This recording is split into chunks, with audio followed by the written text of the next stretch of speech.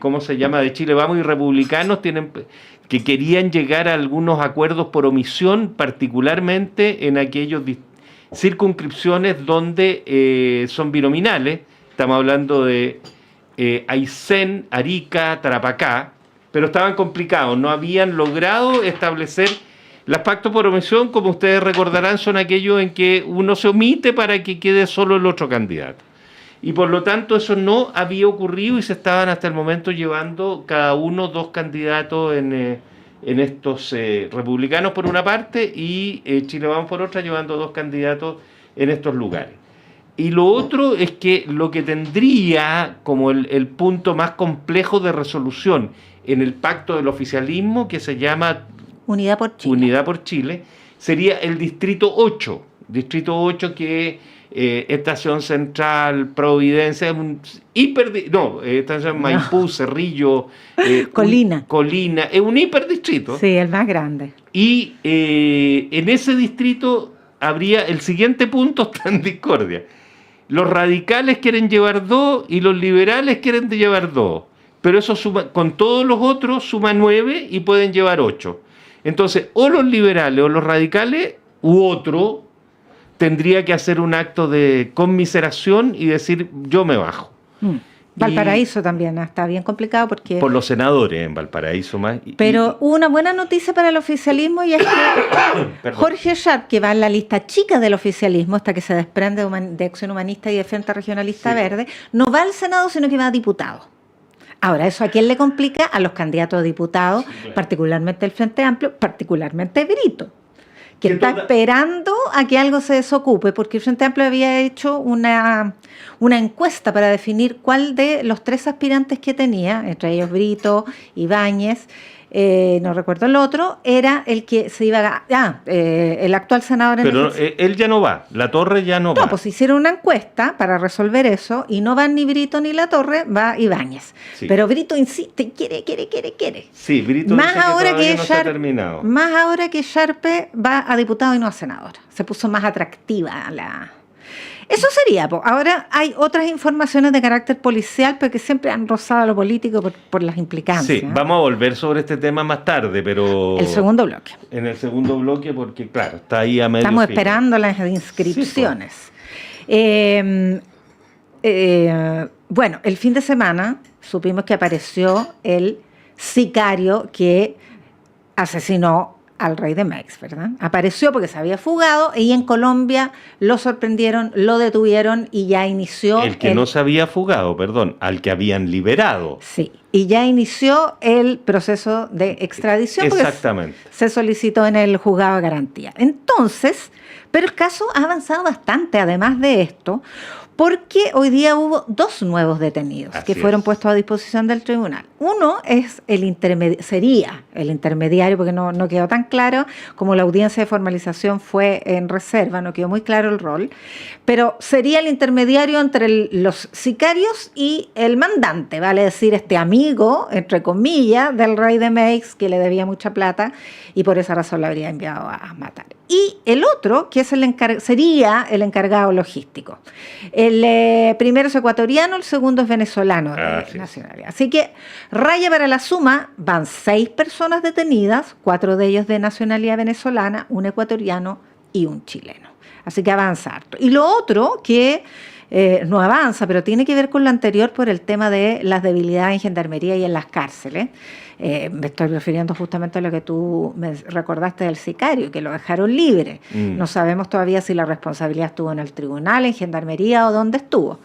Se fugaron 3 personas de la cárcel de Valparaíso el fin de semana y hoy día tuvo que concurrir a informar ante la Comisión de Constitución del Senado el ministro Jaime Gajardo. Bueno, explicó que hay total control de las cárceles, que estas cuestiones se producen, pero que no deja de ser grave por lo mismo. Yo me acuerdo que a Pinochet se le fugaron 30 presos. ¿Te acuerdas tú? En el penal. 30. Hubo 2 grandes fugas, por en Valparaíso también, ¿te acuerdas? Una acá en la cárcel pública, que ya no es la cárcel pública, que no existe. La Penny.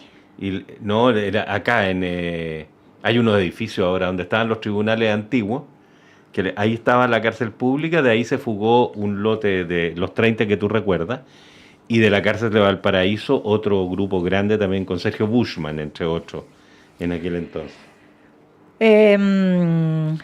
Crecimiento. Oye, Eduardo Artés, el octavo. ¿No lo dijiste? No lo había dicho. Oye, pero ya es cuarta vez, Meo es quinta vez, Meo quinta, Parisi es tercera vez. Parisi, Kast y Artés 3. Meo 5, Matei 2 y los otros 1. Ya, crecimiento.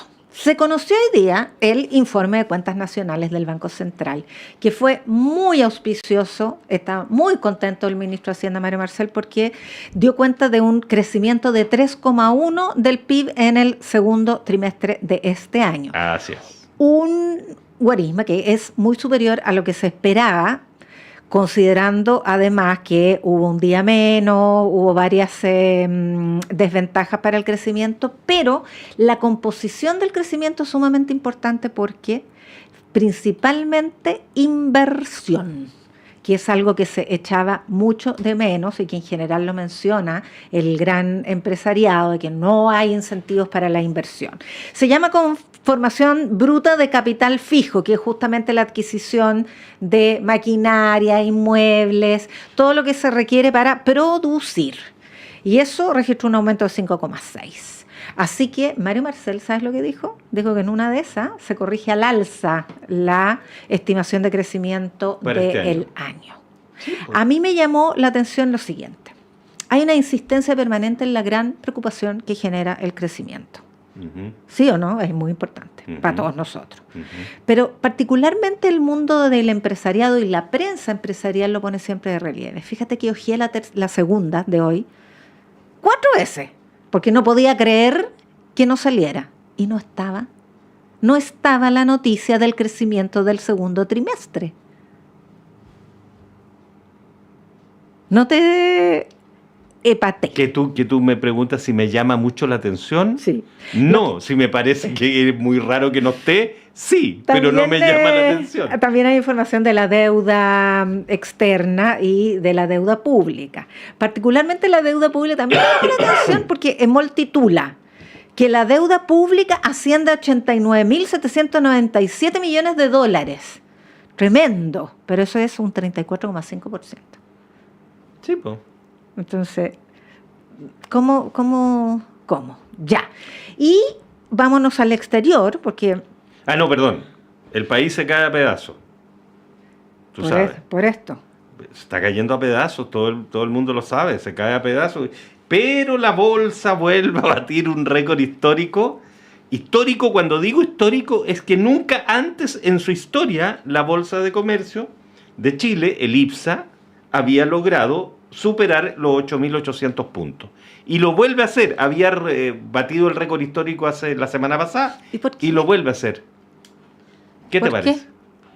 ¿Por qué? Porque es otro pedazo más que se le cae al país, pues. No, pero siempre la bolsa es muy volátil, entonces normalmente hay gatillos. Pero está al aire, está subiendo, va subiendo, como suben las utilidades, baten récord, baten récord las bolsas, pero el país se cae a pedazos.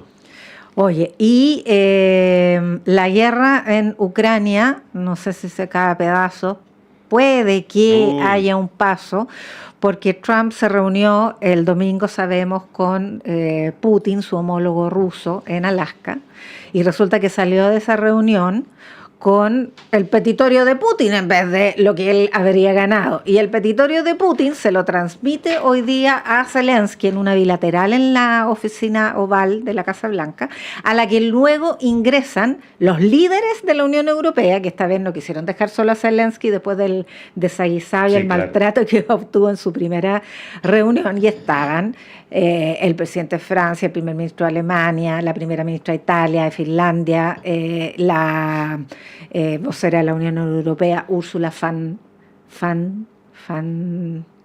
Rieselberger. Rieselberger, no, esa es otra persona. Ya, algún día la diremos. Bueno, antes, en un tuit en redes sociales, el presidente Trump había dicho no va a haber alto al fuego, sino que nos vamos directo a la negociación de paz. Y exigió que Zelensky renuncie a Crimea, un territorio que ya se había anexado Putin antes de esta guerra, que está al sur del país, y que renuncie a su adhesión a la OTAN. Y ahora además transmite que Putin pide que entregue el Donbass, que es la región noreste de Ucrania. Incluida todas las zonas bajo el control de las fuerzas ucranianas. Así es que está difícil. Está difícil, pero se supone que en un par de semanas, como tú decías, dice Trump.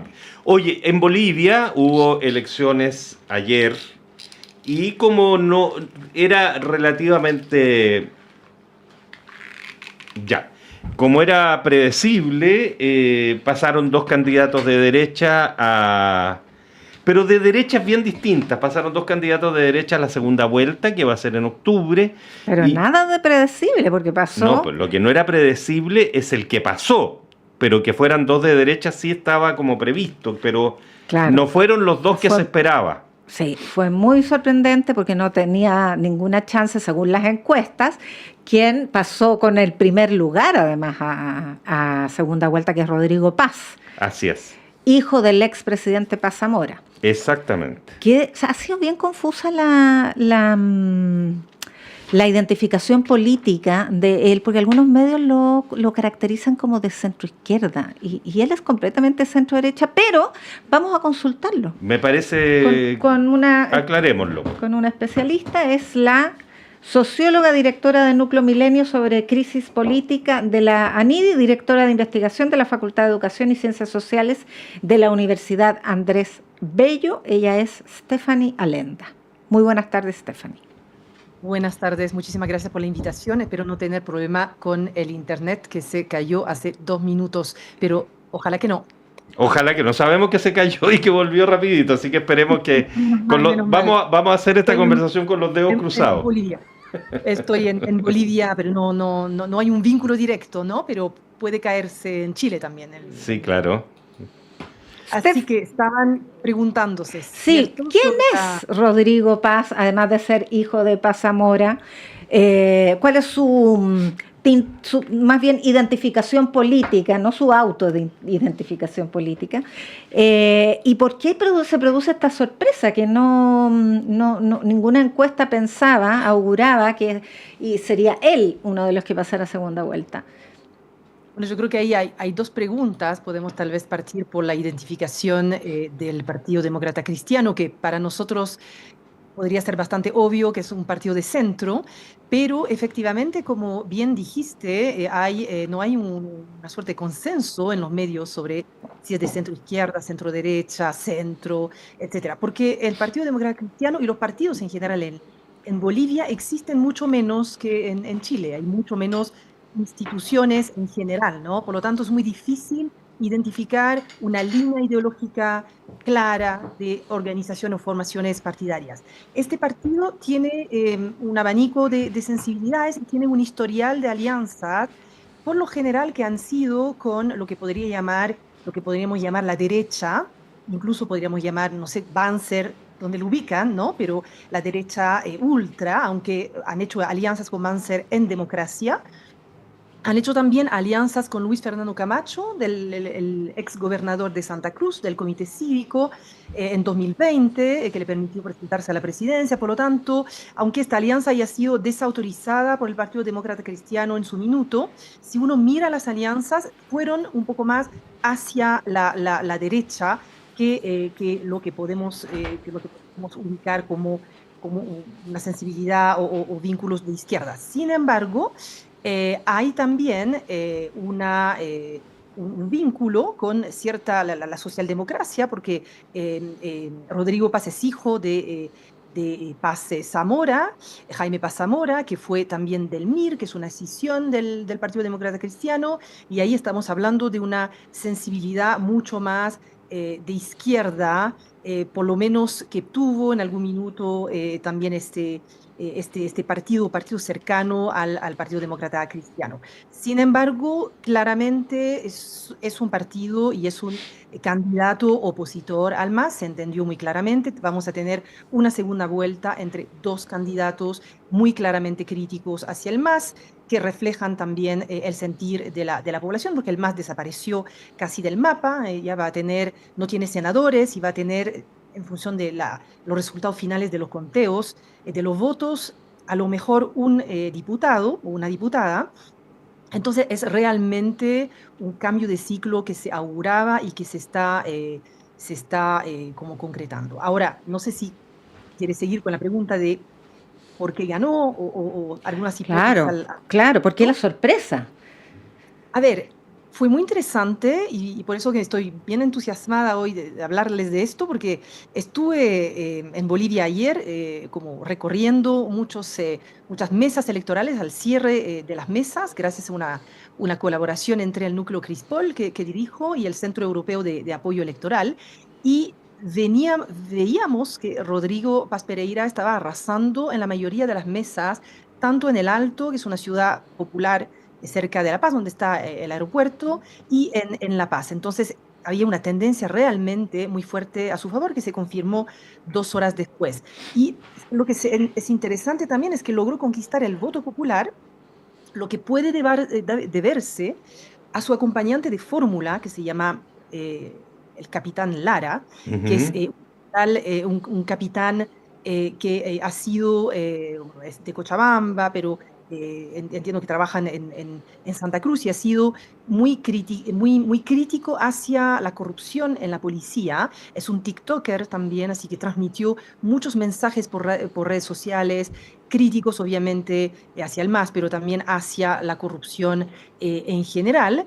Y por lo tanto dicen que tuvo una conexión bastante fuerte con los sectores populares gracias a él, ya que el candidato forma parte de las élites políticas, el papá él ha sido presidente, como no es de origen humilde, digamos, ¿no? Pero sí su acompañante de fórmula, ¿no? Lo interesante es que nadie vio venir ese resultado, las encuestadoras se equivocaron todas, lo que es llamativo porque en general aplican sus encuestas en zonas urbanas, es muy difícil llegar a las zonas rurales por razones obvias, el que llegar al Chapare, aplicar un cuestionario es un poco complicado, y se suponía que el voto de Paz Pereira era un voto principalmente urbano, pero en realidad...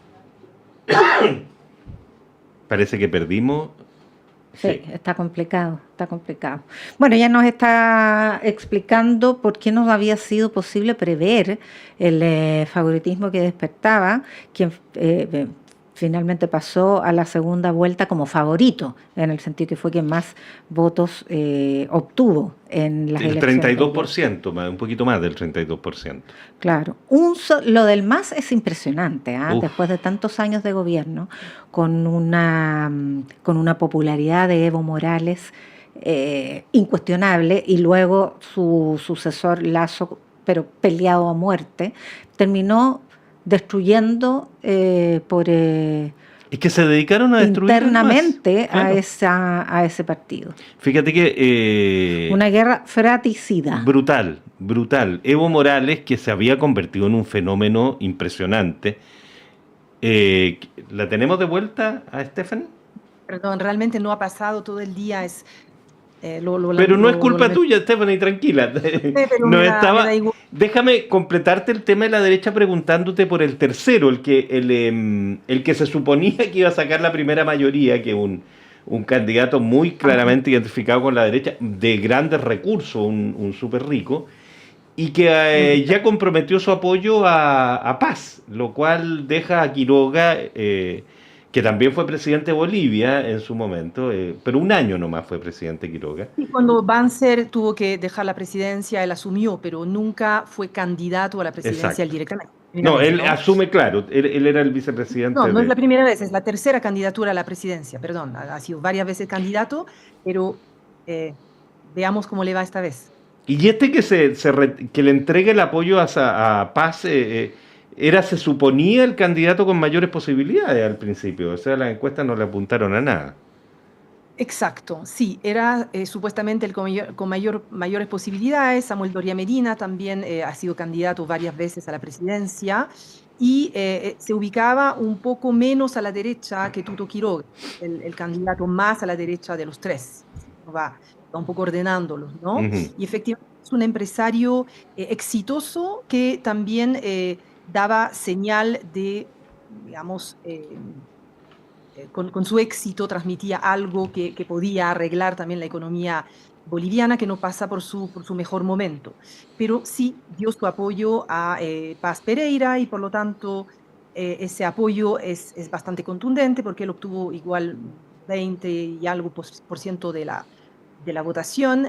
Obviamente que estos votos no es que se vayan transfiriendo automáticamente al candidato Paz Pereira, pero como llegó primero, hay una distancia igual que, vamos a ver si se confirma con los conteos definitivos, que es significativa entre el número 1 y número 2. La verdad es que tendría que hacerlo muy mal Paz Pereira para no ganar la segunda vuelta.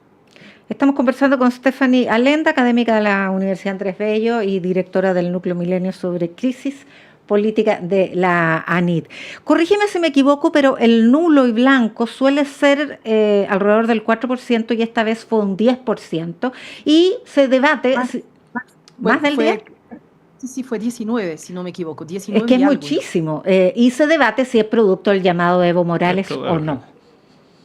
Sí, a ver, uno nunca puede saber a ciencia cierta, pero lo que es cierto es que Evo Morales llamó a, de alguna manera, boicotear la elección, expresando un voto nulo en la urna. Y por lo tanto, el crecimiento de ese voto nulo, que es un crecimiento que es bien significativo, hace pensar que Evo Morales sigue siendo la figura relevante dentro de su sector para los años que vienen, digamos, ¿no? Si consideramos que los magros resultados que han obtenido tanto el candidato del oficialismo como el Andrónico Rodríguez, que fue también un heredero nunca reconocido por Evo Morales, pero que iba por la línea del MAS también, tuvieron cada uno, Andrónico un 8% más o menos, y Eduardo del Castillo un 3%. Podemos decir que Evo Morales, con su llamado a votar nulo, ha tenido mayor éxito, mayor convocatoria que estos dos candidatos, más o menos, que estos dos candidatos juntos. Claro, pero conversábamos con Jan en algunos de los momentos en que el Internet ha jugado y nos ha jugado malas pasadas, cómo el MAS se destruye, claro, por fracasos de la economía, por problemas políticos globales, pero también por una vocación fratricida impresionante y particularmente por el accionar de Evo Morales, que no fue capaz de aceptar que culminaba un ciclo con él a la cabeza del asunto, sino que y pretendió por todos los medios de seguir al frente. Sí, bueno, los motivos las razones de la crisis del MAS son realmente muchos factores, ¿no? Fue partido hegemónico durante más o menos casi 20 años, hay un desgaste, podemos decir que no fue, no fue como la Concertación, ¿no? Como una coalición virtuosa que se mantiene mucho tiempo en el poder. Surgieron un número muy importante de escándalos, actos de corrupción, situaciones irregulares. Todo esto derivó en una pérdida de legitimidad del proyecto del MAS, que había descansado inicialmente en un proyecto eh, muy interesante para Bolivia, ¿no? Que buscaba realmente una redistribución a través de unos recursos inéditos y realmente impresionantes que recibió durante muchos años el país, ya que al inicio este éxito del MAS descansó en la bonanza de las materias primas, ¿no? Uh-huh. Que explica por ese ciclo muy favorable, la nacionalización de los hidrocarburos, la capacidad del Estado de recaudar, no tanto, hubo todo un tema de la capacidad de descubrir nuevos yacimientos, siempre fue cuestionado. Por lo tanto, una vez que ya agotaron todos los recursos que fueron en parte también construidos y explorados durante los gobiernos anteriores, se quedaron finalmente sin la capacidad de seguir explorando los recursos que tienen, ¿no? Entonces, lograron durante el tiempo de bonanza reinvertir estos recursos en programas sociales, en infraestructura, programas sociales muy, muy importante. Por lo tanto, se beneficiaron de una coyuntura internacional que fue muy, muy importante.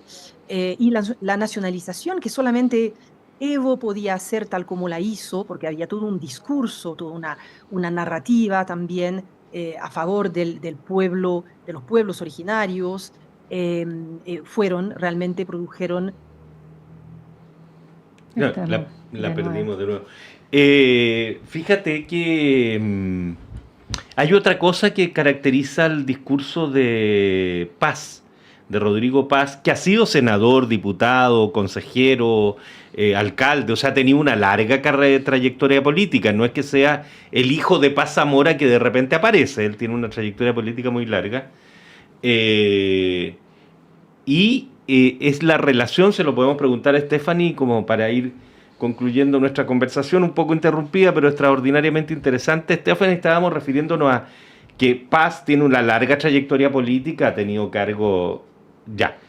No resultó el contacto, vamos a dejar hasta aquí esta entrevista, pero tú estabas desarrollando... Solo para cerrar, que Paz ha sido muy categórico en la posibilidad de recuperar relación con Chile.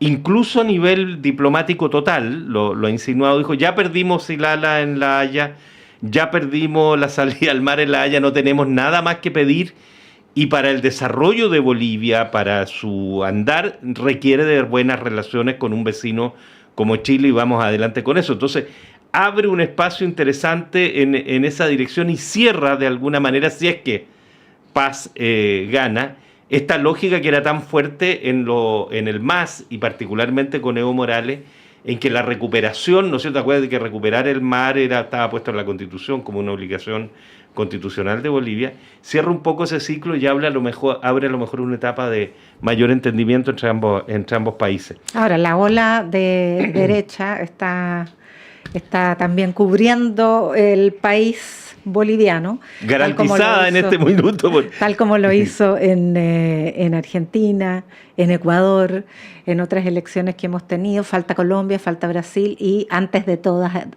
ambas, le toca a Chile. Así es. Oye, vamos a agradecer de nuevo a Stephanie Alenda la gentileza y la fortaleza para ir avanzando en esta conversación tan atractiva. Stephanie, te agradecemos de nuevo tu gentileza. Qué lástima que la tecnología nos jugó esta mala pasada. Sí, es totalmente independiente de mi voluntad, así que por supuesto. Lo que pude. Gracias. Muy bien, muchas gracias por la invitación. Que estés muy bien, Stephanie. Te invito a una pausa. Bueno. 33 minutos, hacemos una pausa y ya seguimos conversando. La clase de marketing digital de hoy tendrá por tema identidad en Internet. Cómo agregarle valor a tus contenidos en redes sociales. Yes. ¿Sabían ustedes que sus perfiles en redes sociales no son suyos? No. No, porque la red social solo se los presta y si se van de ella, el contenido se pierde. Sí. Entonces, la idea es que su perfil siempre lo complementen con una dirección propia en Internet. ¿Y cómo se hace eso, profe? Fácil, solicitando su dirección en .cl, www.nic.cl y luego conectarla a su red social preferida. ¡Buena!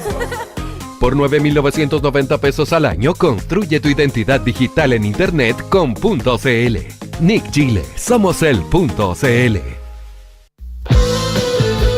Nuestra universidad se enorgullece de ser la invitada de honor en la 7ª edición de la Feria Internacional del Libro de las Universitarias y los Universitarios Filuni 2025, organizada por la Universidad Nacional Autónoma de México, UNAM.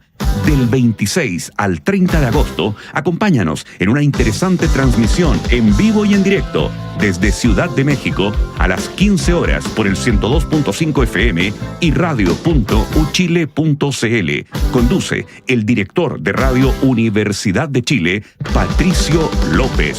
Filuni 2025. Del 21 al 24 de agosto, en Centro Cultural Seina, llega Carrera, la aplaudida obra de Trío Teatro Banda, que mezcla teatro y música en vivo para contar con humor, ritmo e intensidad la vida de José Miguel Carrera. Un montaje vertiginoso que recorre batallas, exilios y contradicciones de una de las figuras más polémicas de nuestra historia. No te pierdas esta experiencia única en pleno centro de Santiago, en Centro Cultural Seina, Arturo Prat 33, Metro Universidad de Chile. Más información en seina.cl. Entradas a la venta en Punto Ticket.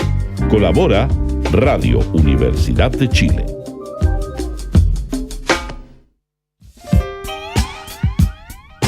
Una guerra provocada, con fines deliberados, al mundo tiene crispado, y en inflación desatada, la tierra arde o está helada. Combustibles, agua y pan se sabe que escasearán, pero que en ningún momento las fábricas de armamento su producción detendrán. Enfrente mejor el futuro con libros de ciencias sociales, ética e historia. Visite prosaypolitica.cl y encuentre ofertas, descuentos y rebajas en libros y envíos. Teléfono 22-341-5942.